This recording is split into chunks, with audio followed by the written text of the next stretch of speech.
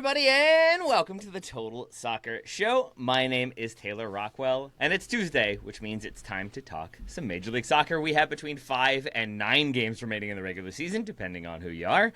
And there are plenty of narratives to keep an eye on as we move closer to the end of the campaign. So on today's episode, we're taking a look back at the weekend that was, and then spending a good chunk of time focusing on the most compelling storylines and narratives that we will be following for the next few weeks. To do so, I'm joined by a man who has, to my knowledge, never angrily pursued Obed Vargas after the full-time whistle, at least at time of recording. It's Joe Lowry. Joe, can you confirm? Yeah, I'm trying to think. We've gotten into some scuffles, Obed and I, over the years. Mostly over which state that starts with A is the best. I'm Team Arizona. Obviously, he's Team Alaska. Understandable difference of opinion there. But we've never actually, I think, come to blows. Sergio Busquets, it's gone down as a punch that he throws at Obed Vargas. And by no means am I trying to defend the guy. That might be the weakest punch I've ever seen in my life from Busquets. It's just soft. It's just soft. And it was a soft performance in Miami, so I guess it's fitting.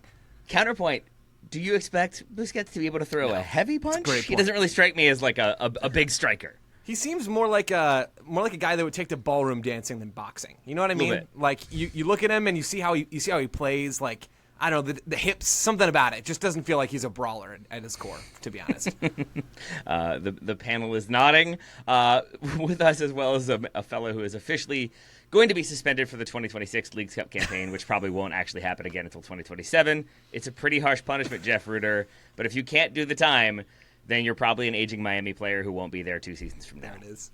Yeah, I mean, look, it's also, I'm paying a little homage to Clint Dempsey in the U.S. Open Cup, and I've just decided if you don't want to play in a side competition, if you're getting too old for this crap, then take yourself out of the next years before it even starts. It's just like, it's a veteran's play. It's one of those things where when you're younger, you just have to understand how the game works, and eventually you see it and you pull it off. I will say, by the way, it's very funny. We had our usual kind of like bubbly back and forth, the three of us, before we started recording and catching up. How was the weekend? How was the long weekend? All this sort of stuff. And then we pulled up the video of the fight and watched, and just the silence that fell over all of us. There's just something about getting 3 dudes to watch a fight that, like...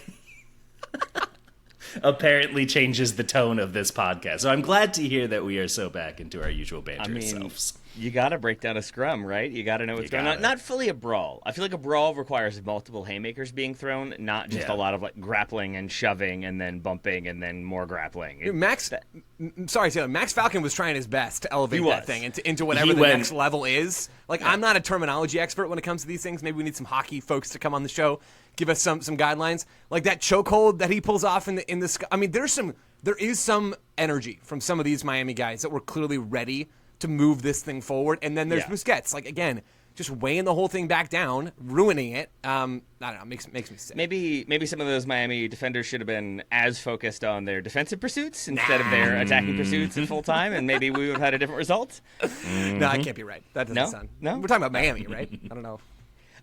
And congratulations to the Seattle Sounders, the winners of the 2025 Leagues Cup. We're going to talk about it. We're going to talk about the game. Don't worry about that. But I do want to start with the kind of like major question I have coming out of this. Does this cement Inter Miami for the rest of the season as the heels, the villains of the league? Or is this going to be forgotten, maybe intentionally forgotten? Is there going to be a move to continue to paint them as like the team of Messi and the stars and they're all playing together? Or are they just kind of fully the villains now? Jeff, you said yes, so you go first. Okay, yeah, I think that this has been cascading for some time. I think that this year there's been a different feel about Inter Miami. It's something that actually came up a lot, and Joe, I'm sure you heard it too at the MLS All-Star game, of just like people talking, again, like one of the things that we talked about on our 2 episodes of the podcast that week was how great it is just to like, you get those different perspectives like in person and you hear what people are just kind of curious about as they're watching these players, and you kind of have a better sense. Anyway, like there's so many people who are sick of Inter Miami right now.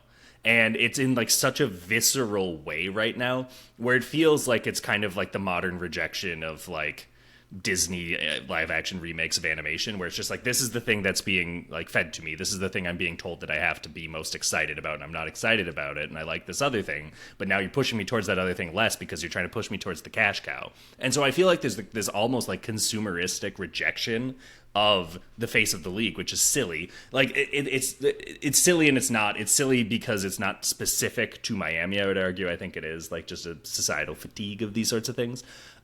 Where it gets really interesting, though, is that Miami has now been carrying itself with this sort of like, we set a points record to get into the Club World Cup. Like, we basically are the super team now, whereas last year there's a little bit more we still have to do it. We haven't even made the playoffs with Messi before, all that sort of thing. They haven't won a playoff series with Messi yet, by the way.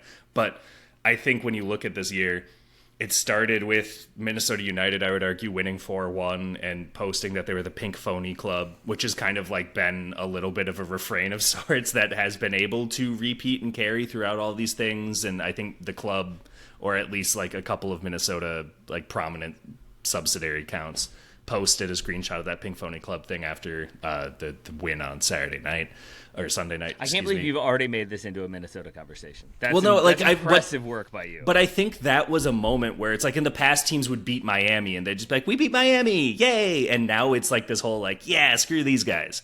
And then you would see it when the following week Orlando won, I think, by 3 or 4 goals as well, and they had their own sort of barbs. And then the Club World Cup happens, and they beat Porto.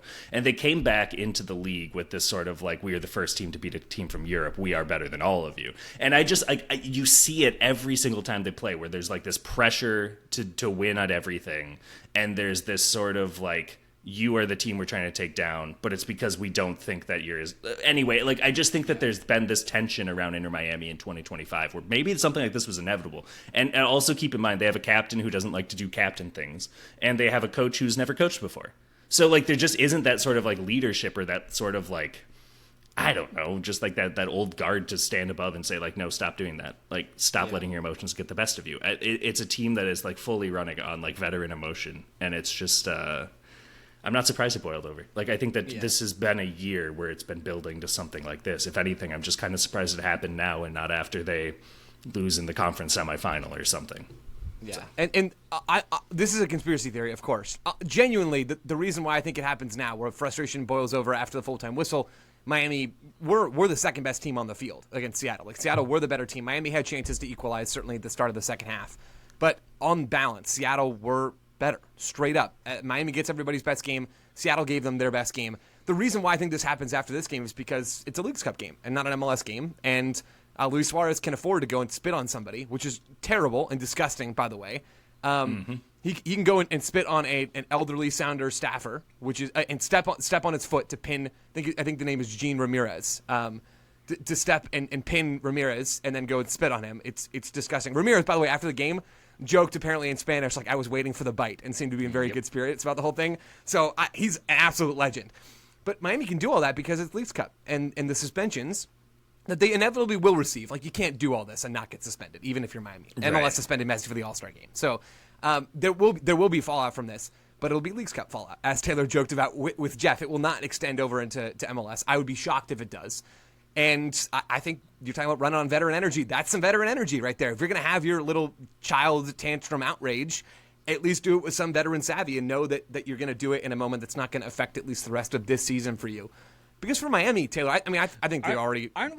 Are we assuming that they knew that? Like, I don't know. For me, I guess I didn't go into that thinking they knew they would only be Leagues Cup suspensions. Like, I thought there was a chance, because, like, that's what happened with the Dempsey thing in U.S. Open Cup, right? He gets a couple regular season games as well as Open Cup games. I think the rules have changed since then. But do you assume that they knew they wouldn't be suspended for regular season games, or do you think they just didn't care either way? I mean, I assume that they knew they wouldn't be suspended for regular season games, but I don't know. Like, again, this is conspiracy and speculation, which is not usually where I go.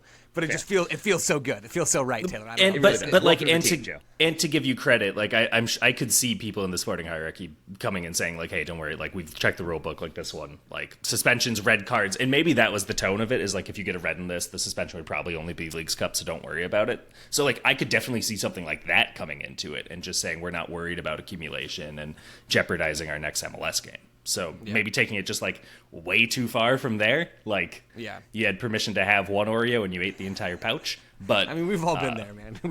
Whom amongst us? We've all been there. I mean, I know I want to do more on Seattle than we do on Miami. So I honestly think what I'm about to say is my last thing on Miami, at least as it relates to like the narrative stuff outside of the game before we do Seattle. Clock's kind of ticking on this whole Messi project thing, isn't it? For any team, I want to be clear, for any team in Major League Soccer to go from winning Leagues Cup in 2023, making the final of a U.S. Open Cup that same season, winning the Supporter Shield and setting a points record the following season, making a run to the the CCC Final Four this year. It was to the Final Four this year. Yeah. That would be considered a really good run, right? LAFC have pulled off runs like that in recent years. We've seen it, and I want to give those teams credit. Like Miami, by a lot of marks, have had a really successful stretch since the summer of 2023. At the same time, this is a team that should be held to a higher standard and will hold themselves to a higher standard. I am not usually one to say, oh, there's a lot of pressure on this team at this time, or this is a must-win game. I think usually those are overblown. There's a lot of pressure on Inter Miami to go out and have a really, really good playoff run this year, where they have bombed out of, even though they make a deep run in CCC, they bombed out of CCC, they bombed out of Leagues Cup at the final stage, they bombed out of the playoffs last year. They have had a bitter taste in their mouths in knockout competitions. I think Sunday puts even more pressure on them to go out there and look really good and less error-prone and fragile than they did on Sunday. They do hold themselves to a higher standard, just not from a disciplinary perspective. Right. There it is. Let's talk about the game itself then, shall we? Because it is a very strong win for Seattle, not just because of the scoreline, 3-0, pretty impressive, 2 of those goals coming pretty late. But I would say they did everything they needed to do on the defensive side. They, as Joe said, gave up a few good opportunities, but those come from some ingenious passing work from Luis Suarez, some really good sort of hold-up, one-touch play.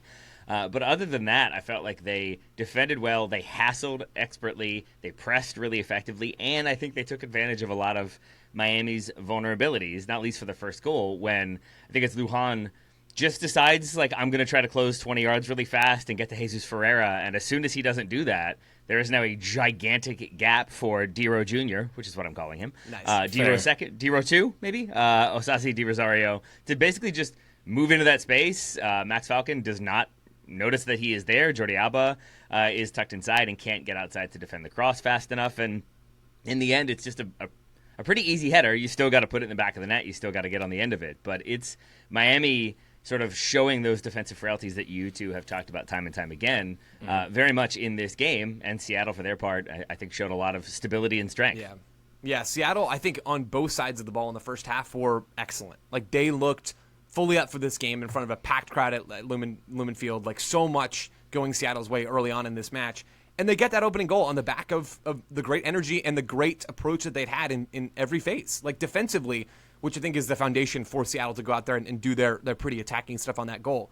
They kept a tight lid on Lionel Messi in this game. This was one of the worst games I've seen from Messi, at least one of the worst halves I've seen from Messi in quite some time, and that wasn't coincidental. That was Seattle executing the game plan flawlessly that they had, which was clearly when Messi has the ball, he can hurt you.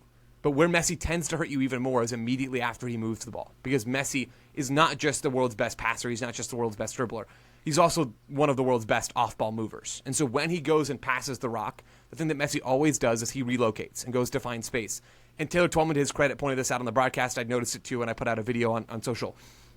After Messi would move the rock, Obed Vargas would shoulder him, or at least at minimum, he would run with him to track the run. He had eyes on Messi, and more often than not, he had a shoulder into Messi.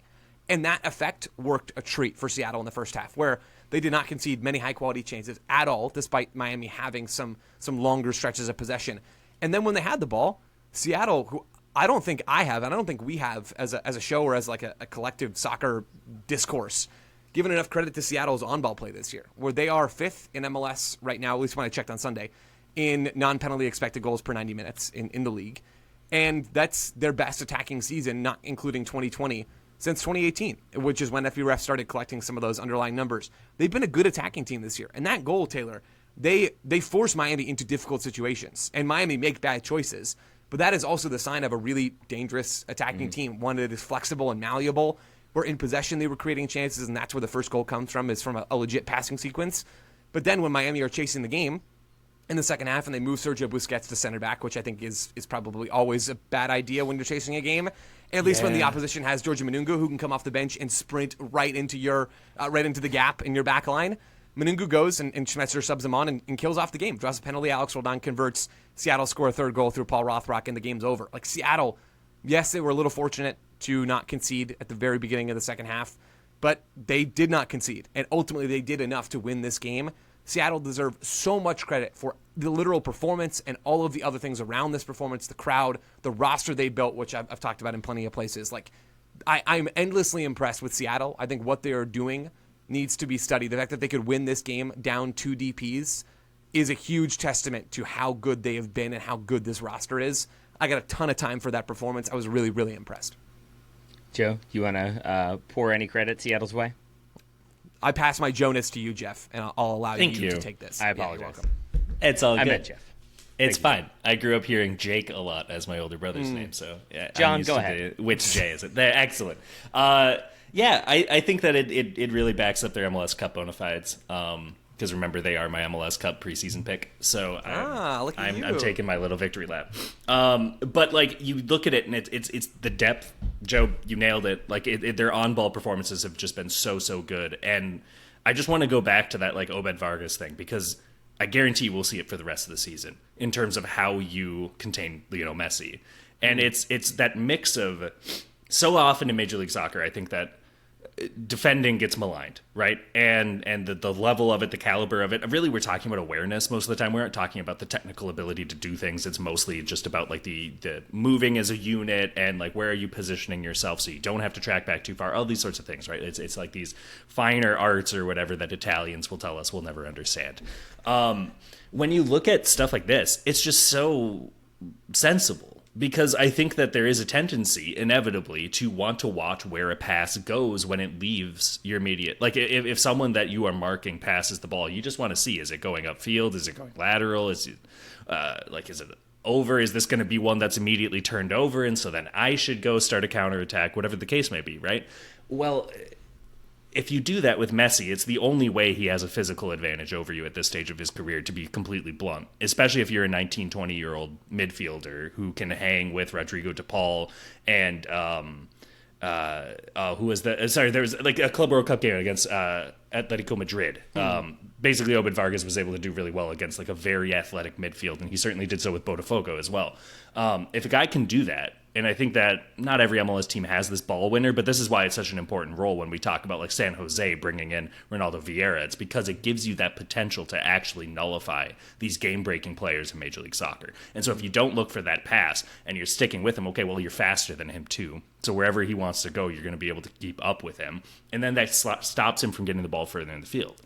It's like pretty much the one thing that's closest to one-man marking. I know Brian Schmetzer had a really good quote after the game where at first he had said, like, look, there's no one person who can contain Preki, is what he had said. And then everyone was like, wait, Preki? And he's like, no, I meant Messi, sorry. There's no one player who can stop Messi. Messi is too good. And it was just like a great little moment for Preki, who is probably enjoying one last run as the only multiple-time MLS MVP winner. But maybe this changes how people vote on Messi. Who knows? I doubt it. I just think it was like so well done. It is such a good... Where are we going? What's happening? It's such a good assignment for Obed Vargas. It is such a good bit of evidence where I think now you also have the Obed Vargas is influencing how teams will play against Inter Miami. And I think that is kind of the mark of where he's at in his career. I don't know, man. I'm going off... You called me Joe. You called me John. I don't feel beholden Jefferson. to usual standards of Jordan.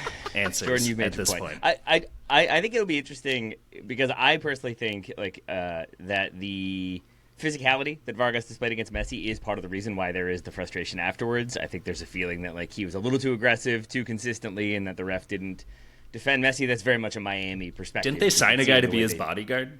Protested everything. Yeah, and I guess that person turned out to be Luis Suarez instead of Rodrigo de Paul.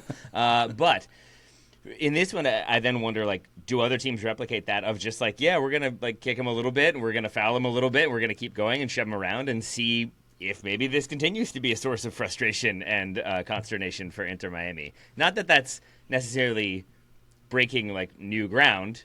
Like Hack-a-Shack comes to mind. Yeah, but sure. it does seem like if you now have like certifiable evidence that it can knock them off their game and also knock them off their mental game, I wonder if it's a thing that other teams will try to replicate. But other teams also don't have that depth and attacking ability that the Sounders seem to have. So credit to the Sounders, credit to Jonathan for his preseason pick of Seattle as the MLS Cup champions.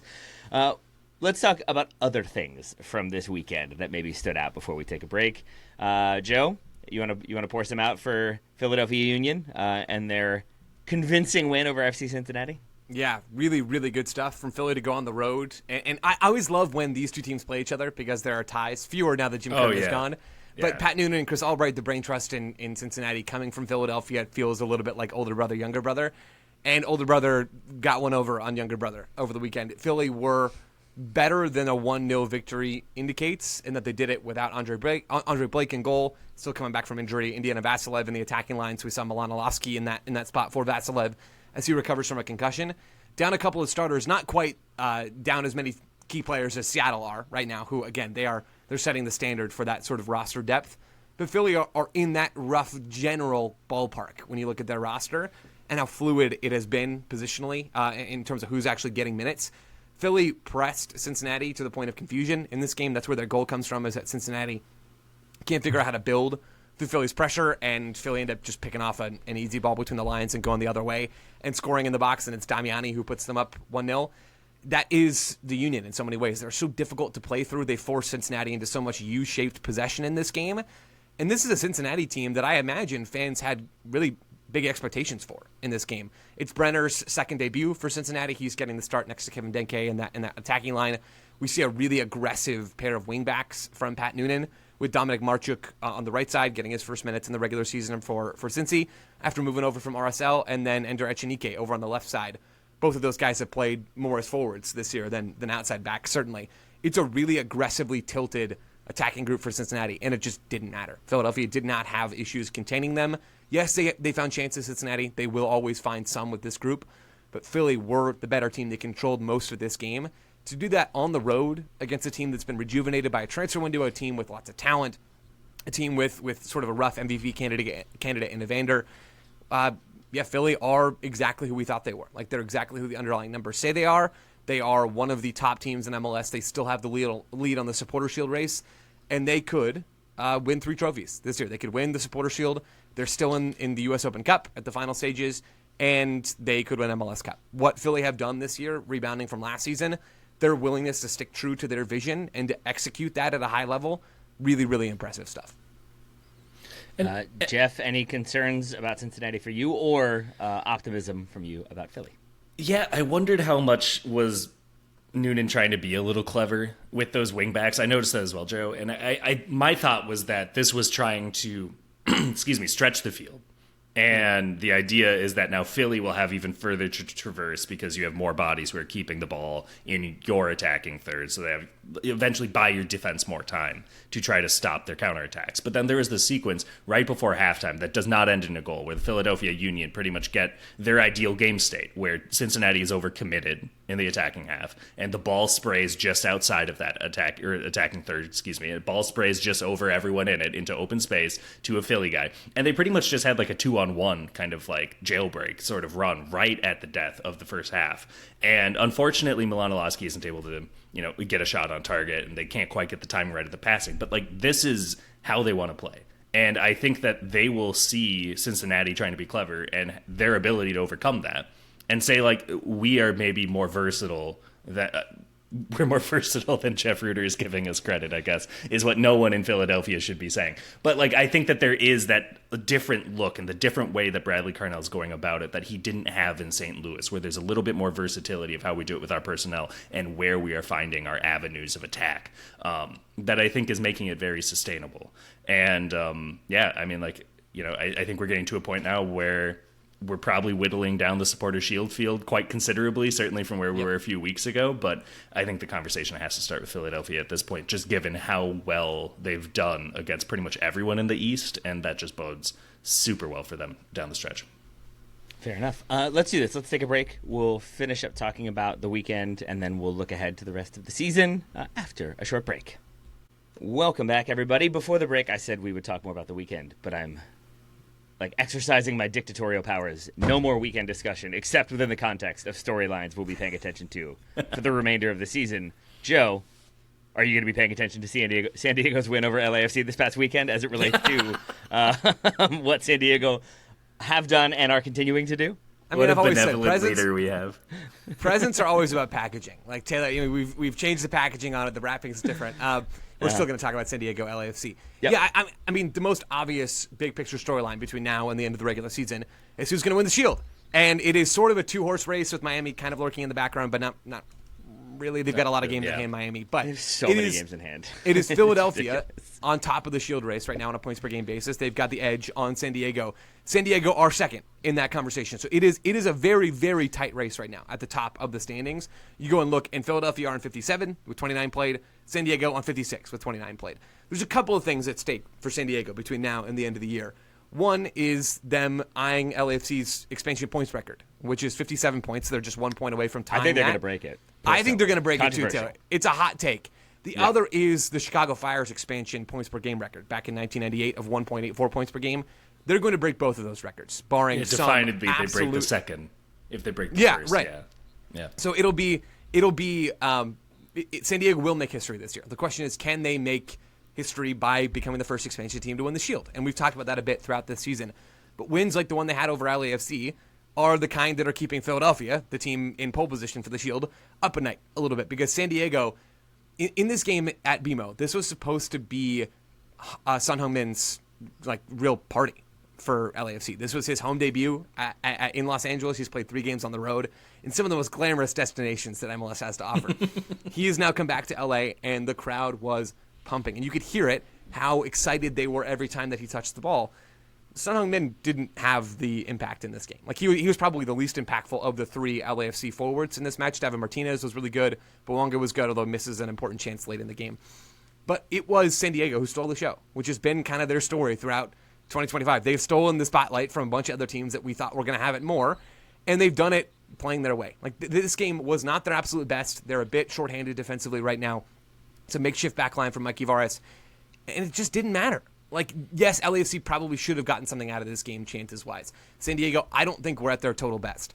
But at the end of the day, they have match winners in Chucky Lozano and Anders Dreyer, and even Jeppe Sverskov, who plays that delightful through ball to Anders Dreyer. If you haven't seen it, go watch it. It's really, really good. It's ridiculous. It's so good. good. I think Sverskov is the best D-mid in MLS. I'm not I'd even agree. sure that it's that much of a conversation. Or It's like him and Roldan, I guess. I don't know. Yeah, and I mean, I know Roland's got a lot of hype this year. I think he's been really good. I would pick Tverskov 11 times out of 10 for that debate at the moment. So it is San Diego's best players being that. But that is still, even though that was a key theme from this game, it's been a key theme from their season, that is still an oversimplification of what the game was for San Diego, because the way that their best players are finding chances is clearly planned. Both of these goals feature wingers racing in behind the opposing backline. And for all of San Diego's, we control the ball, we want to be building on our own third, we want to be drawing you towards us, we think of them, maybe we think of them, as this team that is patiently marauding their way up to goal, where they're controlling the ball and they're inching their way forward, kind of like Columbus.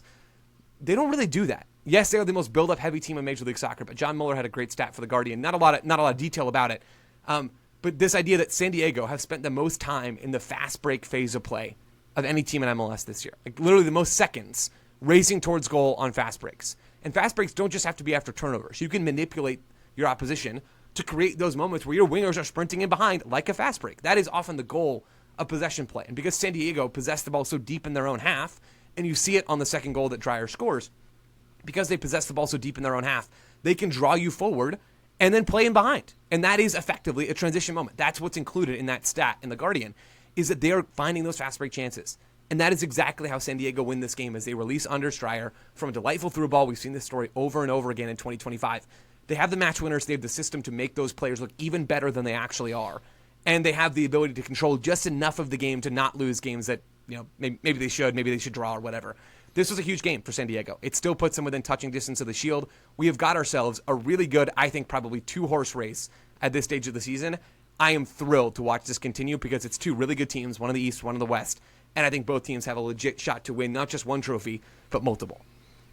As a person who has questioned the importance of winning the Shield, or at least maybe teased it a little Taylor bit, hates winning. Well, I ask you both this genuinely. Which is more impressive, San Diego winning the Shield or San Diego winning MLS Cup? I'm inclined to say it's them winning the Shield that's more impressive. Say more. Say more about that. Unpack that. Why do you ahead. think that? Because I think we've talked about it before. Like a playoff team, you can make the playoffs. 95% of the league makes the playoffs at this point. I forget what the Just exact about. statistic You have is. to be in the top 18 teams in the league, yeah. Yeah. which is elite. And so, I think you can catch fire, you can get a good run going, you can catch a team when they're down or have an injury, and you can make the final. And I'm not trying to take away from anyone who's won MLS Cup. It's an incredibly difficult thing. The pressure is on for sure. But for an expansion team who we weren't sure of their roster build, or at least I wasn't when I previewed them, I had a lot of questions and a lot of enthusiasm, but a lot of questions. I think for them to have built a roster such that they are challenging for the Supporter Shield, that does mean that over the course of the season, you were consistently good, consistently strong, consistently made smart decisions, and had a good tactical approach. I think that's really impressive for an expansion team because it has been proven time and time again, even with teams that spend money and have designated players and are willing to roll the dice, expansion can be a really difficult challenge. San Diego making it look pretty easy so far. So that's why I roll with Supporter Shield on that one. I think I would agree with you. I just think it requires you to have gotten it right early and to have continued to be right throughout the season rather than just you heat it up down the stretch, right? Like, I think it's really clear how this like ideology is crystallized. And it's funny, you look at like the stats of this game against LAFC, and this is like such a marquee game. Like, in hindsight, MLS does it such a disservice by putting it right after what happened in Seattle, both for the on-field and the afters. But like, I think the OG people would look at like San Diego won the possession battle. Clearly they were in control of the game. Maybe they deserve to win 2-1, right? And the XG crowd would be like, it's a little smash and grab when you look at 16 shots to 6. It's just really funny to see how like most teams will want to possess like LAFC, which is where you have like 30% of your touches in the attacking third, 45% in the middle third. San Diego took like 12% of his touches in the attacking third. Like Joe said, vacate that space so that you can sprint into it and do dynamic things into it is such a clear philosophy. It's a philosophy that's very hard to contain. And I just like the ceiling on this team as constructed right now is really, really high, but the floor is also arguably at like higher than any other team's floor. Just like we haven't seen the bottom fall out with this group of players in full fitness. And credit to the training staff, by the way, because they've avoided a lot of the injuries that other teams have dealt with this year that just naturally come with soccer, but they've kept their best players on the field. And I think it's done really, really well for them. Joe, if you're giving the edge to one team, if you're picking, is it San Diego? Is it Philly? Is it Miami? Is it Cincinnati? Who do you have winning the Shield in the end? I think it still has to be one of San Diego or Philadelphia. I crunched the numbers, so I looked this up. They're 1 point off of the Union's Shield pace right now, San Diego. But their final 5 opponents of the regular season are averaging 1.29 points per game. Philly's final 5 are averaging 1.42. So that does indicate that San Diego have probably a slightly easier strength of schedule, which has been true all year long because the West is weaker than the East. The Supporter Shield is a little bit flawed. It's not a perfect system. But I will say San Diego for that reason, even though I want to be clear, I think Philadelphia are the better team. I think they would be further ahead in the Shield race if the East was not so darn hard this year. Again, the Shield is not perfect. I still think it is the thing that I would most like my team to win if I had an MLS team, if I had a dog in the fight, because that means I had the most fun for the most amount of time in any given season. But I'm going to give the edge to San Diego, even though I think Philly are a better team. I do agree with that. The other thing to keep in mind, Philadelphia does have the Open Cup. They have two competitions to think of before the end of the season. San Diego does not. So that's like an advantage, even if it's just 1 week in September. Yes. That's still an advantage. All right, so we are going to be keeping an eye on the Supporter Shield race, obviously. Jeff, what else will you be keeping an eye on in the final month of games? Well, let's start with how the Leagues Cup will play into the rest of the year, because I think that was for once again, like last year, when it was Miami versus Columbus, it was two teams that people expect to be frontrunners for MLS Cup, with the Seattle Sounders and Miami this time around. And I actually had this on my short list before whatever that was happened. But I just think that there's even more pressure on Miami to win MLS Cup. It's MLS Cup or bust. I think that the Leagues Cup would have never been a proof of concept, because they've already won that, and they won it when they were far more nebulous than they are now. But I think that this is another one of those hurdles where, do you get into your head? It's sort of what LAFC was run into for a large stretch of the last couple of years, right?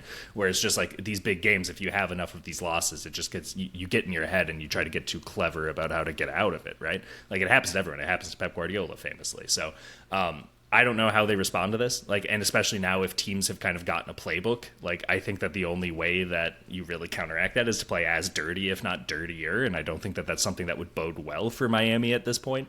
Because I don't think that they really know where the limit of that is and stop it. It's pretty clear that they've exceeded it. So that's one thing. The other thing from a Seattle perspective is that I think at this point, they've had a lot of competitions to worry about as well, granted, right, with the Club World Cup as well. But the way that we talk about them and the way that I try to take these little momentary victory laps, if I pick them to preseason predictions, are such a crapshoot that it really is just let me have my fun while I can. But the thing is, like, they've still been third, fourth, fifth in the West for most of this year, right? And so, like, that's the table talking, not necessarily how you feel about going into a playoff bracket, but at the same point now they have won a trophy. And, like, is that going to soften a little bit what is working at this point? Are there going to be more rotations? I still think that striker, like, I don't know why they don't just, like, commit to the Danny Musovski thing. I know he's been, like, kind of touch and go with some injuries lately, if I remember right, but like, I still think that the team just looks best with him starting. But anyway, main point being, is there a fall off after this? Is there that sort of, like, midseason success that causes just a little bit of a slump that gets a little too hard, comes too late in the season to overcome it again? I'm more inclined to think that Seattle will be fine than Miami coming out of this, but I don't know. In the past, the first Leagues Cup winner didn't make the playoffs. Under Miami last year, they lost in the first round, the Columbus Crew. Like, we haven't seen a team overcome the Leagues Cup just yet, but we have a small sample size. So we'll see if Seattle can do it. All right. So Leagues Cup reverberations. Joe, back to you. What else are you watching for? Yeah, the next thing that I'm watching is how big-time summer signings impact the trophy push. I think that is the key story that comes out of every summer transfer window. And really, the nice thing about where we are in the MLS season right now, if you're a neutral, not so nice if you're a team that's not included in the group I'm about to say, but is that you can narrow your field of focus pretty significantly, right? There are only so many teams who can win MLS Cup at this stage. There's only so many teams who are vying for the Shield. We already talked about that. That's too narrow of a field of focus. But I've counted it, and I'm curious to hear if you all would disagree with this number. I'm going to say there are 13 teams that can win MLS Cup. I might be a bit charitable, but I'm erring on the side of caution. This year, obviously, right? We're not doing any sort of cute, like, Toronto building around Georgie and see who can win it in 2047. Good clarification, Jeff. No, I'm talking about the 2025 MLS Cup, not the 2029 MLS Cup. Got it. I think Toronto can win it sooner than that. Just to be clear, that was a joke.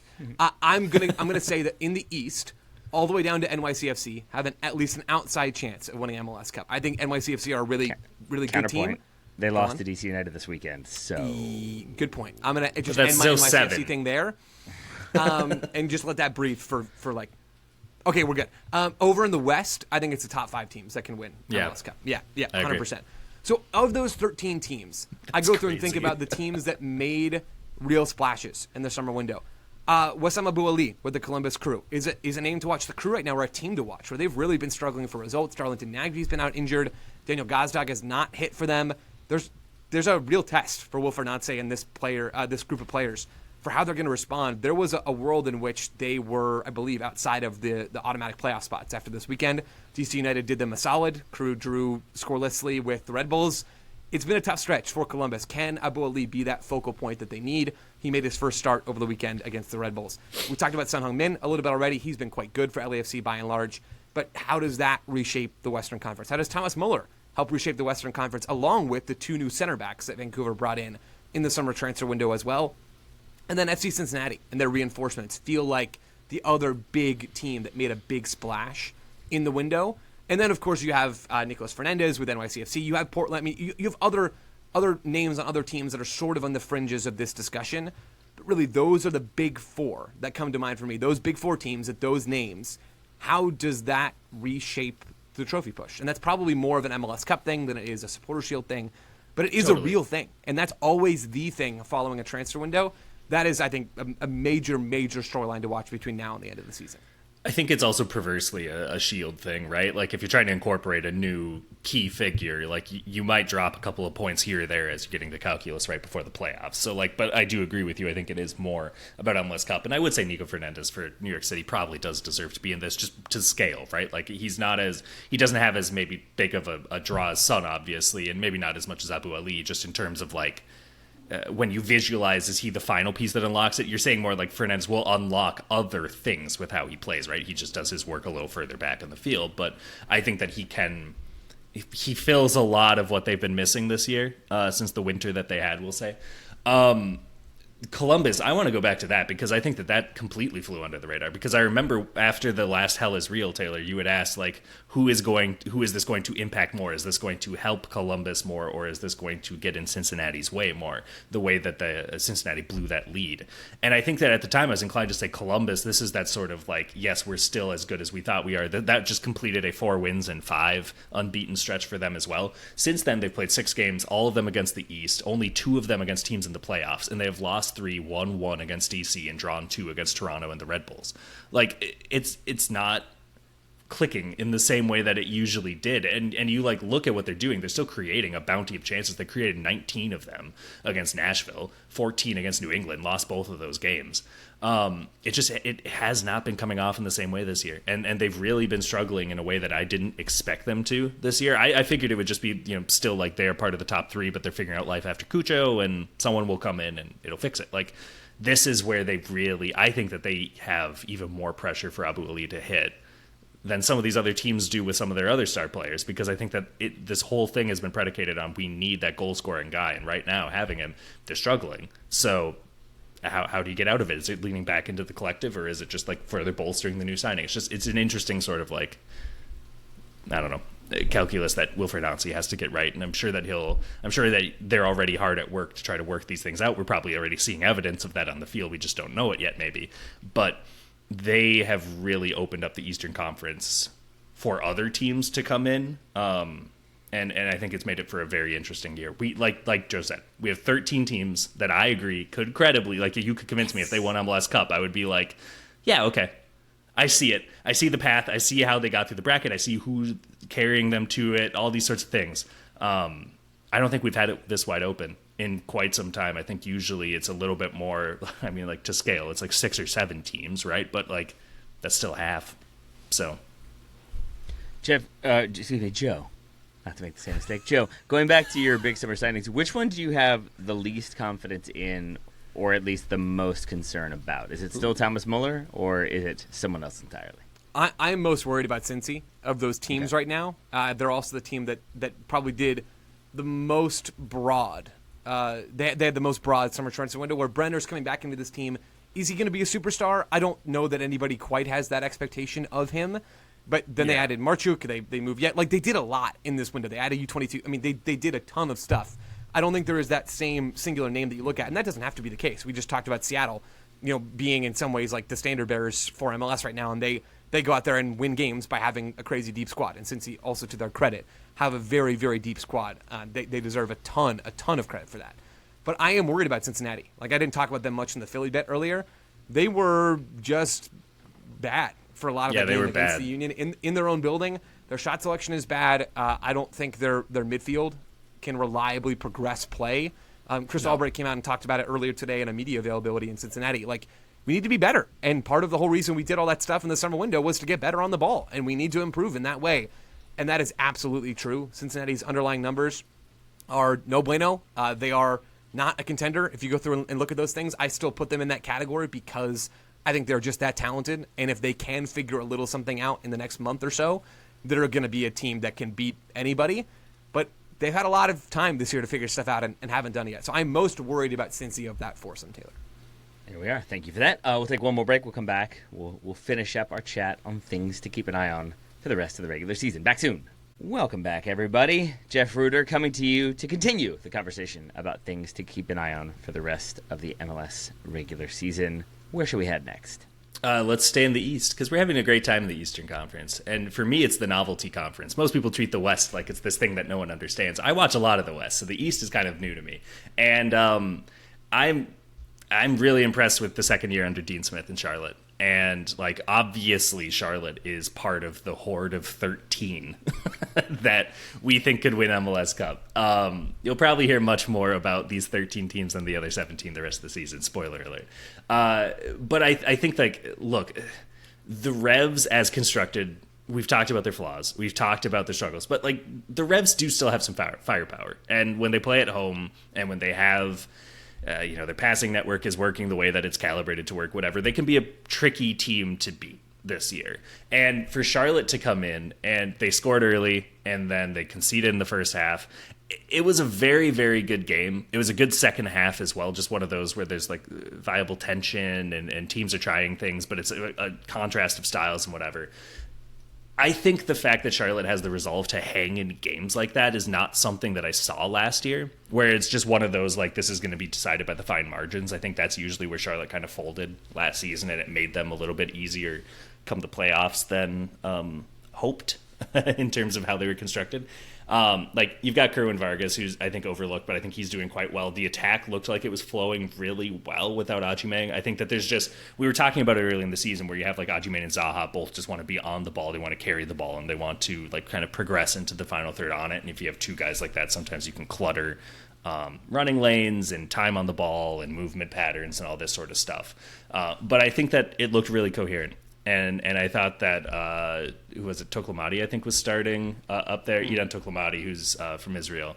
And he ended up scoring the winner as well. Like, a little bit more of a natural line leader presence for him, 21 years old.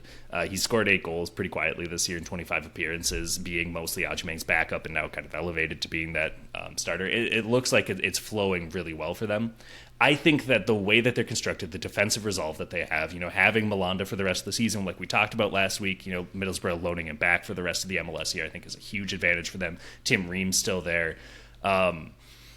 I think that they're going to be, if they do end up finishing outside of the top 4 places in the Eastern Conference, the margins are so fine there, it's just kind of hard to project because of all the games in hand for especially Miami at this point. I think Charlotte would be that first round matchup you would not want to see if you're a top 4 team, regardless of like where you finish and where they finish. I don't know. I just think that it was a very professional result in a way that sort of implies that they can do this dependably. And I think that bodes well for the playoff bracket. Yeah. And they have been, Charlotte. They're on an 8-game winning streak right now. They're 1 game away from tying the post-shootout era MLS win streak, which is 9 games. They've got Miami coming up next on their schedule. That's a big one for them. I am not there on Charlotte. I still put them in my group of 13 because they've won 8 games in a row, and I think they have some real players in here. I haven't been all the way there on Charlotte. Defensively, I think they're still leakier than you would expect from a Dean Smith team, from a team with Malanda and Ream and the reigning goalkeeper of the year and Christian Kalina. At the same time, and I recognize I'm kind of talking out of both sides of my mouth here, that win streak, half of it now, has come without their best player, who is Pep Biel. He was in the MVP discussion before he goes down with an injury in Leagues Cup, is probably fairly close to coming back. We've got mostly an international break coming up in MLS this weekend. Then Charlotte will be back on the field against Miami. It's possible that he's back for that game. Pep Biel is amazing.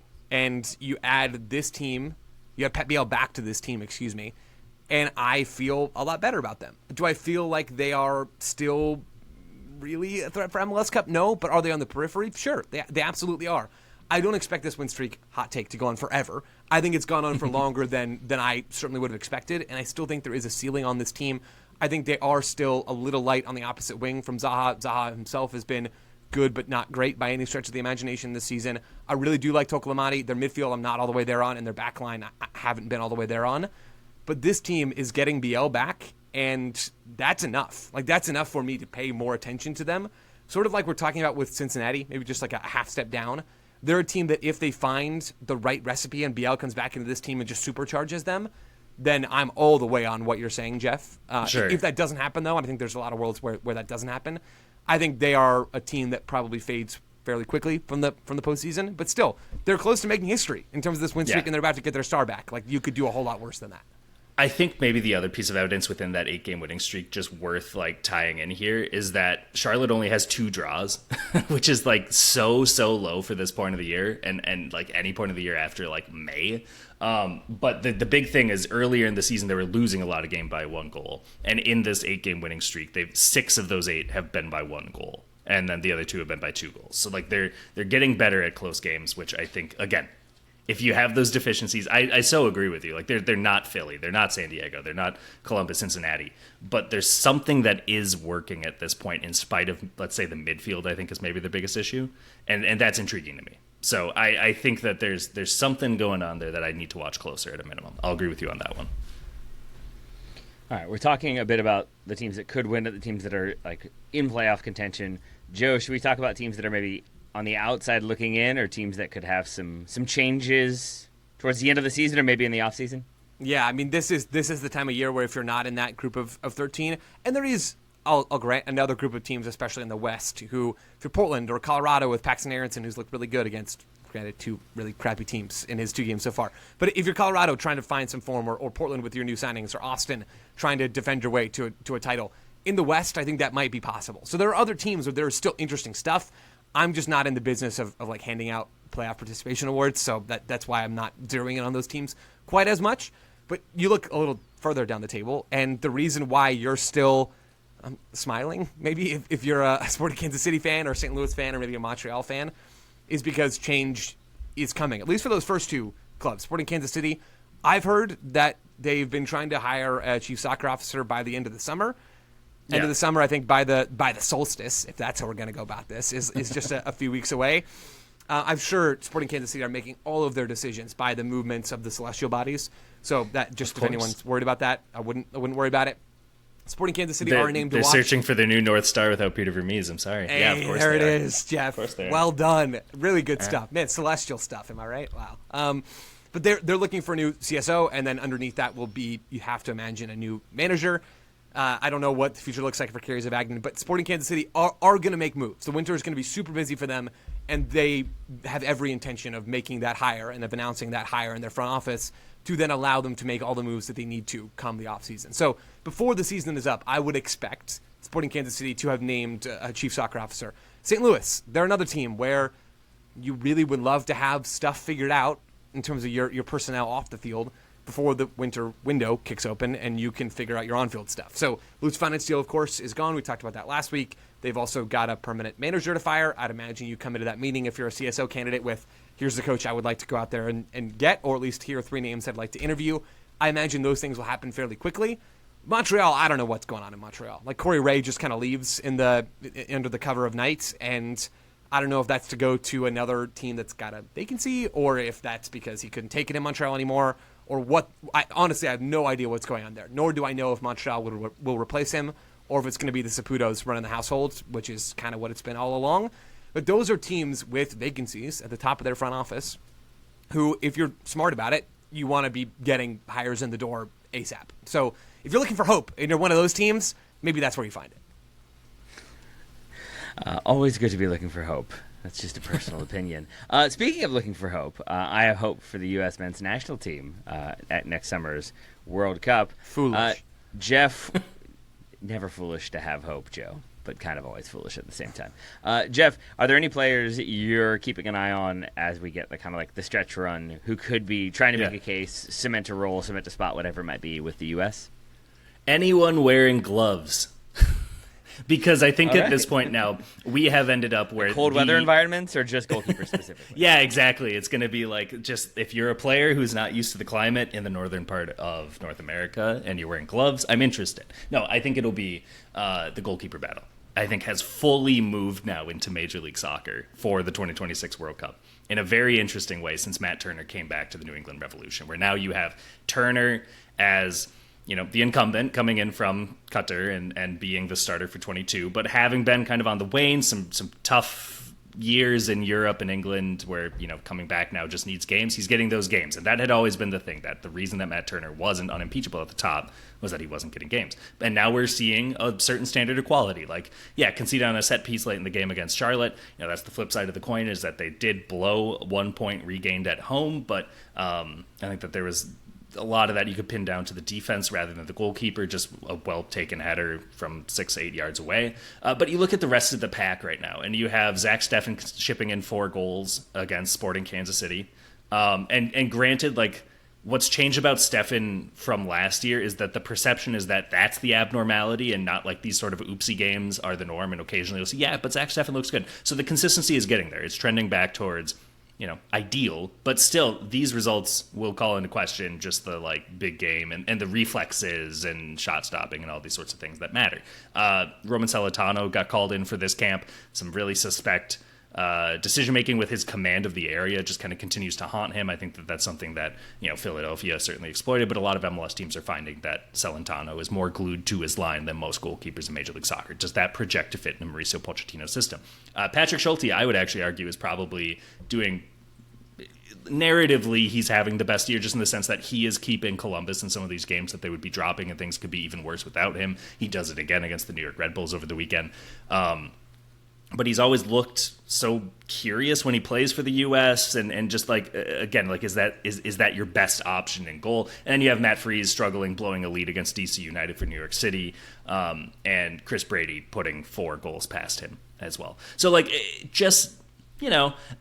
not a great weekend for that contingent whatsoever, but I think down the stretch, you'll be watching Major League Soccer if you're curious who's going to be starting at the 2026 World Cup and goal for the U.S. or Canada, by the way, who I think is also having their goalkeeper battle play out between 2 options in Portland who are also battling for starts themselves, James Pantemis and Maxime Crepeau, and then Dane St. Clair for Minnesota as well. And all 3 of them were in the same stadium over the weekend. So that's like a fun little concentration where, designated survivor would not say that that's endorsable operation, but I think that it was a very good, it's a good subplot going on in all of this, is that the main thing for a national team goalkeeper is you need to be starting. All of these players, with the exception of the Portland double, are starting, but whoever wins in Portland will have such a leg up in that chance for 26. I think it's just a very interesting sort of league in conversation with the national team. Joe, are there any potential U.S. national team players you'll be keeping an eye on, or should we move to the slightly less fun, less optimistic, which coaches are getting fired conversation? I think Luna and Paxton Aronson are 2 names to watch over in the Western Conference if you're looking for players who have been in Poch's camps before. We've seen Luna. He's in camp right now with the U.S. men's national team, literally training maybe as we're speaking. And then Aronson coming back to Major League Soccer, I'm sure with at least half of an eye on the World Cup and maybe making a move there. He was in the Gold Cup squad over the summer, played in that infamous Switzerland friendly. Those are players to watch. Luna has not been super impactful since maybe the Gold Cup. At the same time, RSL have been trying to integrate new bodies and just haven't been very good this year, period. But how those 2 guys perform, Poch has not just shown a willingness to call up players from MLS, he's shown a love for calling up players from MLS. So it's not just in goal, though I think Jeff is spot on that is a real race to watch in Major League Soccer, but it is also in several other lines of the field as well. We could see that in the number 10 spot. We could see it in the center back spot. There are no shortage of guys to watch. And any sackings for you, Joe, before we call it quits? Any coaches who should be concerned? Sack boy, Joe Lowry here. Firings feels like maybe there are 3 on the table. I was thinking about this yesterday. The ones that came to mind, and I may be missing some other ones. This is not based off of inside information. This is pure speculation. The first one is Caleb Porter, whose Revs team is really bad, and he said they were going to be good and that they had his players, and they haven't been very good. The second one is Ronnie Dyla, whose Atlanta United team has been terrible. The third is Ali Mackay, not a head coach, but in DC United's front office. Maybe you don't let Mackay go hire the next coach if you're just going to turn around and fire him over the offseason or at the end of the season. DC United are terrible, worst team of the 3 that I just mentioned, and Mackay has seemingly missed on a lot of players, and a lot of players over multiple transfer windows. So if I'm looking at dudes that are probably feeling a little toasty right now on the backside, those 3 are the ones that came to mind for me first and foremost. There we have it. All right. Well, lots of stuff to keep an eye on, lots of stuff to pay attention to, lots of reason for excitement and enthusiasm, or, despair if you're one of those guys, as Joe just said. But Joe Lowry, thank you for all of your insights today. Joe Porter's Shield, very much appreciated. I assume that's a reference to Caleb Porter pulling a surprise win and winning the Supporter Shield out of nowhere. How'd you know, Taylor? Man, we're just so on the same page all the time. Great show. Lots of fun. Thanks, Taylor. I try. And Jeff Reuter, Jeff Jordan, Jonathan, Joseph Reuter, thank you for all of your efforts and attention and willingness to roll with all the different names.